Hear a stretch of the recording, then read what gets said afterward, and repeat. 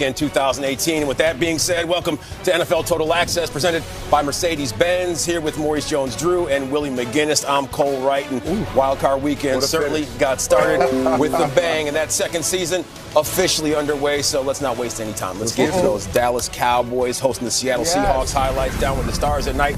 Our big at Brighton fans in Dallas are making the run to the rail. Watch out, because it's slippery. Oh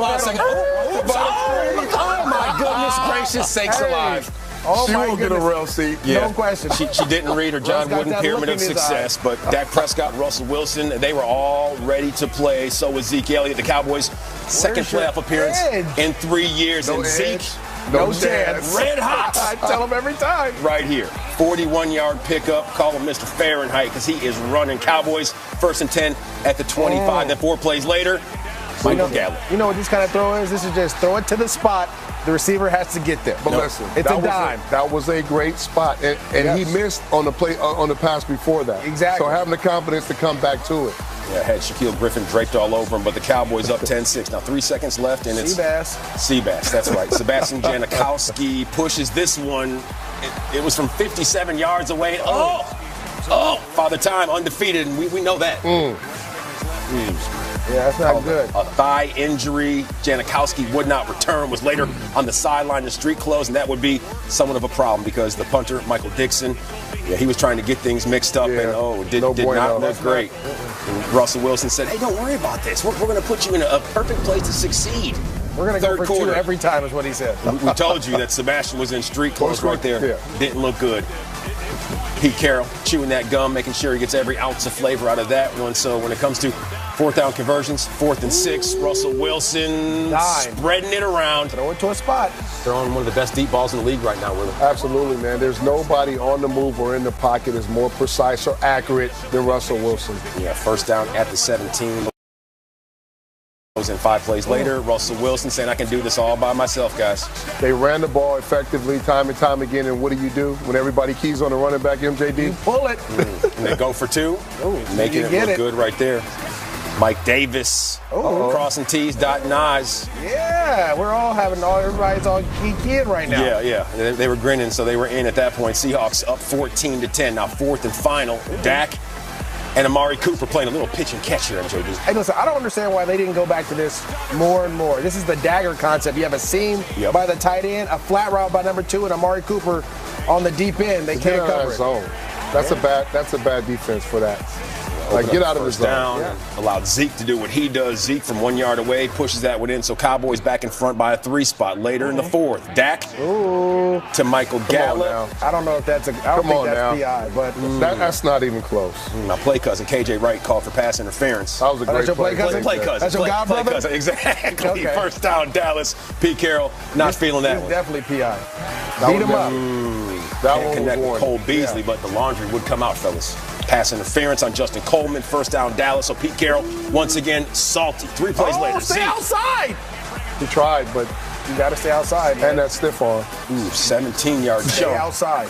So don't even give him a chance to put the stiff arm out. Yeah, Dallas first down with under 4 minutes to go. Dak there you go, again. Dak. Crucial. 3rd and 14 on this play. Stretching out right Talk about finding ways to win games and be a big part of it. That was crucial. He did this twice. You know what's funny? In youth football, in high school football, in all football, quarterback draw, people never see it coming. T-Birds represent Prescott. All fired up. Next play, Dak again making things happen. So just like that, the Cowboys and Jerry are feeling great about their current position. They have themselves a 10-point lead. But hold on. Anytime you have Russell Wilson on your team, you know you have a chance. And when he has time, he has a chance to get it to Tyler Lockett. Oh, my God. 53 yards, and don't look now. Seattle. We knew this was going to happen. Is in business. Yeah, of course. First down to 13. 4 plays later. Call the play. Simple flat route. Arkansas State represent J.D. McKissick. 7-yard touchdown, punching it in. One of their better receivers. You know, he is a receiver, but they put him as an RB because they gave him 21. Makes 0 sense to me. Chris Carson, give it to him. And what happens? You're going to get in. Yeah, it looks good. Uh-oh. He'll have some of that. Uh-oh. So Ever look at? Yeah. Not sitting so well in that owner's box. Seahawks trim the lead to a 2 spot. Michael Dixon. I don't get this at all.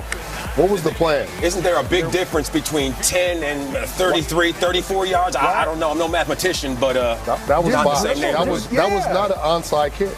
Look, if I'm Jason Garrett, I'm like, whoo, thank you, Wipe Pete. your brow right about now and keep things moving, because that attempted drop kick, exactly what we called it, an attempt. Cowboys, they go on to get the win in this one, 24-22. Dak Prescott, 22 of 33, 226 yards, a touchdown, and an interception. But that miscue, not really a big deal, because coming away with the victory, that is what matters for Jason Garrett and these Cowboys, and especially Dak Prescott. A lot of confidence for this young man right here, Willie. Absolutely. And a lot of people talk about Zeke Elliott, and yes, he's a big factor on this offense, but everybody who knows a little bit about football said coming into this game it was going to come down to great quarterback play from Dak Prescott. We've seen him at the end of last week come in without Zeke, make some incredible plays, move the ball, keep the chains moving, make precise throws when he needed. And in this game, one of the biggest games of the season, the biggest game of the season, when the pressure is on your arm and you needed to make critical plays, whether MJD, it's in the passing game or it's with your feet, he came and made those plays. You hear a lot of people being real critical of Dak. He's only in his third year, but in the pressure situations this year, he's made big plays to help this team win games. Week 17, MJD, how big of a confidence boost was that for him, for that come-from-behind, last-second victory? You're throwing that touchdown strike to Cole Beasley, and then you have a playoff game the next week? Well, I was talking to a couple people before, obviously, they went in and played their game. It's a lot of pressure to be the Dallas Cowboys quarterback, because your owner's always there. Yep. He's always talking. He expects to win a championship. Yeah, and all this is going on. So he's played with a lot of pressure. That Week 17 play, guys, I mean, that just playing throughout that game, gaining that confidence, we saw that today. You saw that today. Now, that was a big risk-reward type of thing. If he would have got hurt, you would have been in trouble. But the reward was he was going to have more confidence going into this wild card game. And you saw it in this game. You talked about, Willie, some big-time throws, the running the ball in crucial situations. Yeah, he made a timely interception throw. That wasn't his best throw, but the defense was able to bail him out, and he was able to get back in rhythm. And that's important. What about Zeke Elliott? You look at what Zeke Elliott did in this one. I mean, 26 carries for 137 yards. The passing game, that just sets up that run game and vice versa. Yeah, well, here, let me show you guys some things, man. I got a little XO for everybody to check it out. I see you, Cheesy. I always got to look. Zeke, first of all, just watch how they set this up. He steps left, comes back right, he follows his blockers. Now, you want to stay a yard behind. But this is important because, look, they still an edge, and then the acceleration to get through and stay on the sideline and finish the run. And you always want to do that. You got to finish the runs. Here, all right, we see there's 8 guys in the box. Oh, but there's what we say? No edge, no chance. And now I was here to say I was a little disappointed because as running backs, we want to take it to 70, the 80 yards. You had opportunity here. Zeke is running. And that offensive line, those tight ends did a great job of sealing edges, and the receivers also allowing him to get going. But you know that in crucial situations, Zeke's going to touch the football. And coming in, you understand volume for him and touches, whether it's catching the ball or running the ball. You got to be able to stop him or limit him. Right. And going into this game, or especially in those crucial situations right there, when you know he's getting the football, seal the edge. Be ready for the bounce out. Tackle. Everybody rally to the ball. We call it game tackle. And you got to be able to make those plays. And then understanding situational football, knowing he's getting the ball. Right. Knowing he's going to get the ball, he's going to attack the line of scrimmage. Well, this was right before the half, too. Let's remember, you had opportunity to stop them from the Seattle Seahawks defense, but you have no edge. You have a mistake. In the playoffs, anytime you make a mental mistake, for some reason the other team is going to take advantage of it. But he kept bouncing out. That's like the third time we've seen him bounce out. Well, I'll tell you this. The reason they bounce out is that play, we called it Sam, and it's double teams. And all we want to do is be one-on-one with the corner. Now, when you get one-on-one with the corner, you may run them over once, you may run them over twice. Then you start to use your toolbox to be able to stiff arm, bounce outside. That's the problem. That's what he was able to do. I'm not running cloud force where my corner is the force. I'm either going to have safety or a linebacker or a defensive end setting the edge. I want everything going back into the meat of the defense, the heart of the defense, where guys are pursuing and coming.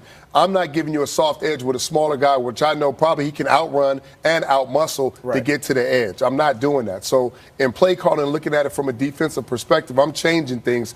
I'm going to force the issue. I'm going to get guys on the outside. I'm going to seal the edge. I'm making him go north-south in between the tackles. Now, yesterday, MJD, you, myself, and Rod Woodson, we sat here and you said that the Dallas Cowboys, if they gave Zeke the ball more than 20 times, then chances are they would come away with the W, a 2-point victory. That's what happened. And really, from a defensive standpoint, how hard is it to stop a guy like Zeke when you know he's running the ball and he's running with a full head of steam? Well, he's special. He's patient. He reads his blockers. They do a great job of creating those lanes. And when I say the patience, he allows those double teams to happen for the linemen to get up to the second level. What you have to do, though, is on the defensive side of the ball, you got to play good technique, and you got to be patient. If you throw off early on the block, he's going to read that and he's going to make the right cut and he's going to hit the lane. So we saw a lot of that today. A lot of guys committing. He give you that fake. He jump inside. Guys commit, jump inside. He bounces it out. He gets going. He's tough to bring down if you're a defensive back. And let's also remember that offensive line is healthier, too. And they were banged up coming down the stretch. And so now you get Ezekiel Elliott going with this offensive line. You got your left tackle back, your guard back. You have guys playing their natural positions. Now all of a sudden, those two, those plays we're seeing guys pull outside, they're fresh. They can run. They had last week off. Though that's important going down the stretch. Now, I don't know where Dallas may go. They may end up in Los Angeles. They may end up in New Orleans, wherever they go. You have to deal with Zeke in that running game as well as Dak playing at a high level. Well, that opened up things for Dak. So if you can run the ball with Zeke, which everybody knows, I think if he's had over 30 touches in the game and over 140 scrimmage yards, whatever, I don't really pay too much into stats. But they're undefeated. Right. That means a lot. That means that's something you need to continue to do as a team and understand.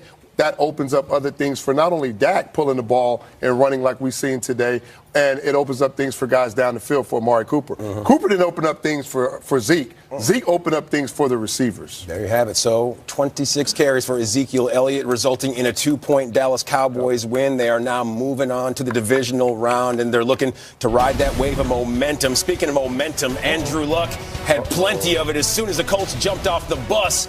Maybe it had a little something to do with the mask. I don't know. We're going to hear from him and all parties involved. We're also going to hear from Dak Prescott, who went out there and got his Dallas Cowboys their first playoff victory since 2014 when they dispatched of the Lions. More Total Access right around the corner. Don't move.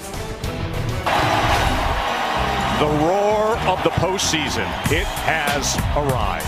Playoff football, how do you win games? You dominate up front. Ebron, look at Matt. He's in. Touchdown, touchdown, touchdown for the Colts. Opening up a can right now on the Texans, and they're going to win the game. Boom, baby.